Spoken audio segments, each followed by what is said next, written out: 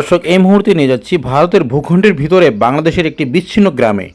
এই গ্রামে প্রবেশ করতে হলে ভারতের বিএসএফ এর চেকপোস্ট অর্থাৎ 3 বিঘা করিডোরের মাধ্যমে প্রবেশ করতে হবে, যার সম্মুখভাগে রয়েছে বিজিবি চেকপোস্ট। এই হলো সেই 3 বিঘা করিডোর।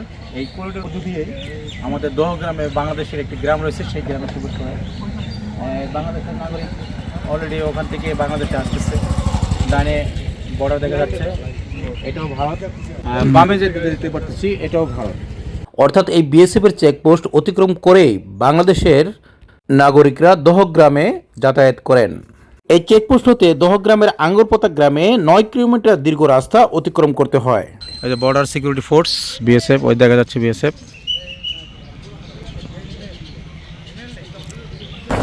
ইতিমধ্যে আমরা ভারতীয় চেকপোস্ট ক্রস করলাম। আঙ্গরপোতা এলাকায় আছি, একবার সর্বশেষ বর্ডারের কাছে। মানে ভারতের বুকে এক টুকরে বাংলাদেশ, যেখানে ঢোকার কোনো রাস্তা নাই। তার কারণে দিকে জায়গা দেওয়া হয়েছে বাংলাদেশের প্রবেশের জন্য। টিকিট দিয়েই ঢুকতে হয়। এখানে বিজিবি বিএসএফ দুইজনেরই আছে। পুরো এলাকা ঘুরে আসছে। এটা সিট মহল, ওটা দহগ্রাম নাম। দহগ্রাম তাদের কোনো পরিচয় ছিল না, এখন বাংলাদেশ হিসেবে এখন বাংলাদেশ হিসেবে স্বীকৃত আছে। দহগ্রাম এলাকার একজন ভাইয়ের সাথে আমরা কথা বলবো। ভাই, এখানে কতদিন যাবত বসবাস করেন? এখানে আমরা জন্মদাতা বাপদাদার আমল থেকে আসি। আর 14 এটা কেন ভারতের ভিতরে এই গ্রামটা পড়লো? এখন এটা আগে তো 1974 সালের মুদ্রিক চুক্তি ছিল। মুদ্রিক চুক্তির আন্ডারে এটাকে করিডোরটা থাকতো না, ওভারব্রিজ হওয়ার কথা ছিল।